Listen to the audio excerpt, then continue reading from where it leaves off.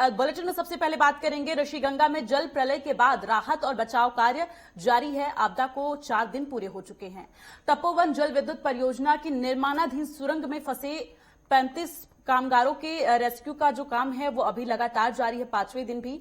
और हालांकि अभियान के तहत अब नया प्लान बनाया गया है। टनल के भीतर फंसे लोगों तक ऑक्सीजन पहुंचाने के लिए मिशन जो है शुरू कर दिया गया है। दरअसल बचाव दल के सामने मलबे में फंसे भारी भरकम पत्थर रुकावट बन रहे हैं। हालांकि नीति घाटी के जिन गांवों का संपर्क जिला मुख्यालय से टूट चुका है, उन गांवों में सेना के हेलीकॉप्टर से राहत सामग्री पहुंचाई जा रही है। बहरहाल अभी तक 34 शव बरामद किए गए हैं, जिनमें से आपको बता दें 9 शवों की शिनाख्त हो चुकी है। वहीं 12 मानव अंग भी बरामद हुए हैं। हालांकि 170 लोग अभी भी लापता हैं। आपको बता दें कि आपदा में मिले शव को अब 96 घंटे के लिए सुरक्षित रखा जाएगा, ताकि दूसरे राज्यों के प्रभावित भी अपने परिजन की पहचान कर सके।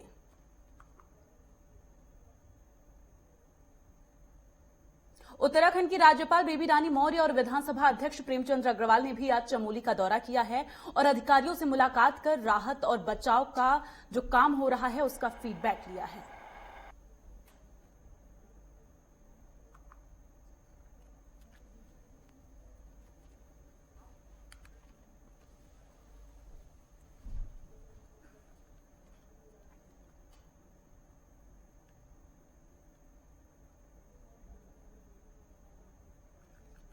तो ज्यादा जानकारी के साथ संदीप कुमार संवाददाता चमोली से हमारे साथ जुड़े हुए हैं। संदीप, अभी वहां पर हालात कैसे हैं? और बताया ये जा रहा है कि वहां की राज्यपाल बेबी रानी मौर्य भी मौका वारदात पहुंची हुई हैं और जहां पर उन्होंने जायजा लिया, फीडबैक लिया कि काम किस तरह से चल रहा है। अभी फिलहाल हालात कैसे हैं? जी बता दें, आज उत्तराखंड के राज्यपाल बेबी रानी मौर्य निरीक्षण के लिए आपदा प्रभावित क्षेत्र तपोवन पहुंची हुई है। वे अभी हालात का जायजा ले रही है। लगातार अधिकारियों से, जो वहाँ पे मौके पर अधिकारी मौजूद हैं, उनसे जो है हालात का जायजा ले रही है। और लगातार वे उनको निर्देश उनको ये दिया जा रहा है कि युद्ध स्तर पर काम जो वहाँ पे किया जा रहा है, उनके जो हालात वहाँ पे इस समय है वो राज्यपाल के द्वारा हालत के जायजा लिया जा रहा है। जी,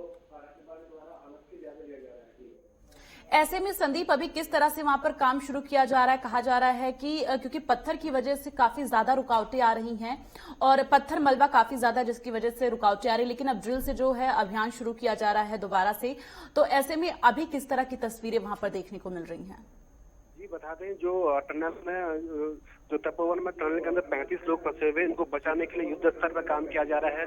अब जो प्रशासन ने जो नई रणनीति अपनाई है, वो जो 2 मुहाने हैं वहां से अब ड्रिलिंग के माध्यम से जो है, जो टनल के अंदर फंसे हुए 35 के करीब जो लोग बताए जा रहे हैं, उनको बचाने का वहां से प्रयास किया जा रहा है। जी, ऐसे में बेबी रानी मौर्य का क्या कुछ कहना है? क्योंकि जब वो वहां पर पहुंची और फीडबैक लिया है तो क्या कुछ उन्होंने कहा है हालात को देखते हुए?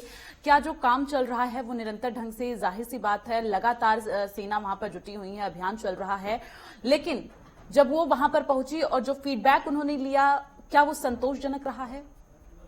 जी बिल्कुल, जो राज्यपाल वहाँ पहुंचे, उन्होंने लगातार जो वहाँ पे एनडीआरएफ के अधिकारी हैं, जो वहाँ पे आला अधिकारी, उनसे बातचीत की है। वे काम से संतुष्ट दिखाई दी है और उन्हें अधिकारियों को निर्देश भी दिए हैं कि जो टनल के अंदर जो फंसे हुए लोग हैं और उनको बचाने के जो प्रयास और तेजी उसमें लाएं और जितना जल्दी हो सके जो टनल के अंदर फंसे हुए लोग हैं उन तक पहुँचा जा सके। जी, बहुत धन्यवाद। आगे भी आपसे अपडेट लेते रहेंगे।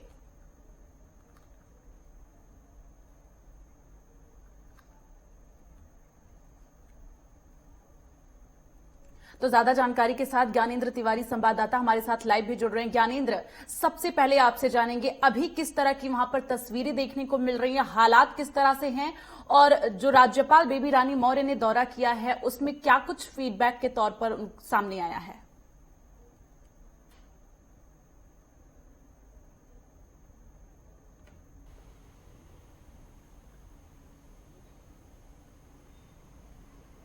ज्ञानेंद्र, आपको हमारी आवाज मिल पा रही है? ज्ञानेंद्र, आपको हमारी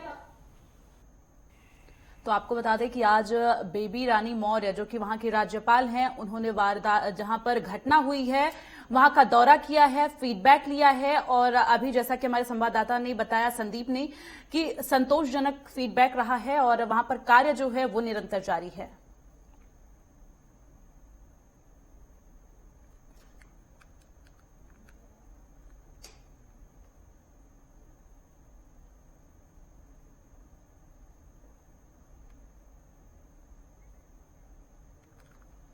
तो एक बार फिर से ज्यादा जानकारी के साथ ज्ञानेंद्र तिवारी संवाददाता हमारे साथ लाइव जुड़ रहे हैं। ज्ञानेंद्र, जिस तरह से चमोली आपदा देखा जा रहा है और अभी भी वहां पर इतने सारे लोग फंसे हुए हैं और उन्हें ढूंढने का प्रयास लगातार जारी है, लेकिन तस्वीरें किस तरह से अभी दिखाई दे रही हैं और बेबी रानी मौर्य ने जो फीडबैक लिया है, वहां पर पहुंच के दौरा किया है, क्या कुछ तस्वीरें सामने आई हैं?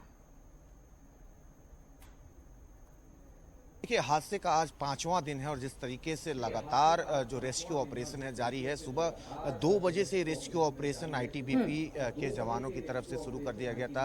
एनडीआरएफ और एसडीआरएफ की जो टीम है वो भी लगी हुई है और जिस तरीके से स्थानीय लोगों से जो मशवरा है अधिकारियों की तरफ से किया जा रहा है कि किस प्रकार से जो मजदूर हैं, जो इंजीनियर हैं, जो फंसे हैं इस टनल में, उन तक पहुंचा जाए। खासतौर पर रणनीतियां भी बनाई जा रही है और जिस तरीके से डील करके भी वहाँ मुहाने तक पहुंचने की कोशिश दोनों तरफ से की जा रही है। और खासतौर पे जो दिक्कतें आ रही हैं, अभी जिस तरीके से मुख्य सचिव ने ये बात कही कि जो दिक्कतें सामने आ रही हैं, मलबा हटाया जा रहा है और एक पानी जो है अंदर से आ रहा है, तो बार बार मलबा हटाने पे पानी बढ़ता चला जा रहा है और उसको साफ करने में जो दिक्कतें हैं वो आ रही हैं।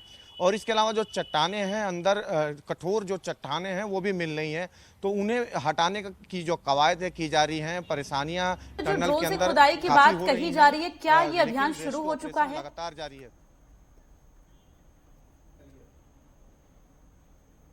जी।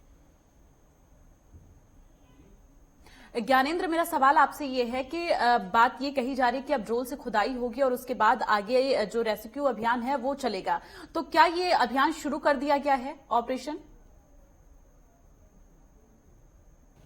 देखिए, टनल के अंदर कई तरीके से वहां पहुंचने की कोशिश की जा रही है, ड्रोन की भी मदद ली गई है और जिस तरीके से स्थानीय स्तर पे जो स्थानीय लोग हैं उनसे भी मशवरा किया जा रहा है अधिकारियों की तरफ से कि किस प्रकार से टनल के अंदर उन मजदूरों के पास जल्दी से जल्दी पहुंचा जाए। तो ये कवायद शुरू कर दी गई है, ड्रोन की भी मदद ली जा रही थी और अब जिस तरीके से दोनों कहीं ना कहीं टीमों की तरफ से लगातार जो है हर संभव जो कोशिश है की जा रही है उस जो टनल के अंदर मलबा है उसे साफ करने की। और कहीं ना कहीं जिस तरीके से अधिकारी हैं लगातार ये प्रयास कर रहे हैं कि समय रहते इसे साफ कर लिया जाए। हालांकि अभी ये अधिकारियों की तरफ से नहीं बताया जा सकता है कि कब तक ये पूरा मलबा जो है टनल के अंदर वो साफ किया जा सकता है, क्योंकि जो कठोर जो चट्टान मिल रही है उसकी वजह से जो दिक्कतें हैं सबसे अधिक देखने को मिल रही है और ऐसे में पूरा प्रयास जो है वो किया जा रहा है। मशीनें जो है वो भी मंगाई गई हैं कि जिन लोगों का इलाज चल रहा है हॉस्पिटल में, उन लोगों के हालात कैसे बने हुए हैं और जो परिजन है उनका क्या कुछ कहना है? क्या सबके परिजनों को सूचित कर दिया गया है?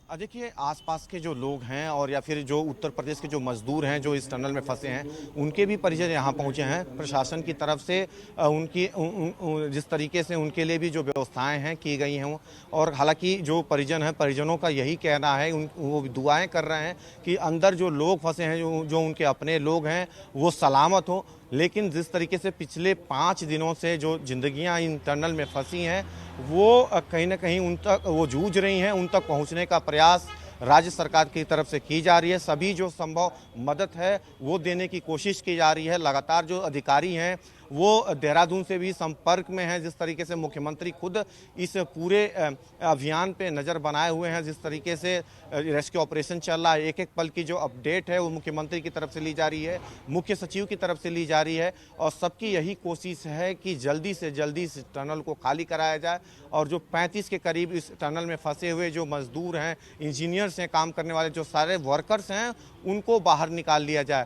और कहीं ना कहीं इसकी कवायद लगातार जारी है और यही देखने को मिल रहा था कि कल जिस तरीके से दिक्कतें आ रही थी, बड़े जो चट्टान नहीं हटाए जा रहे थे, उसके बाद से ही रणनीतियां बनाई गई कि किस प्रकार से इसे अन्य तरीकों से इसे साफ किया जाए। और आज सुबह 2 बजे से इसकी कवायद शुरू की गई। 2 बजे से जो आईटीबीपी के जवान हैं, एनडीआरएफ के जवान हैं, उन्होंने टोलियां बना के अंदर टनल के अंदर जो सफाई है, चट्टाने हटाने का काम। तमाम अपडेट्स आपसे लेते रहेंगे। फिलहाल के लिए धन्यवाद।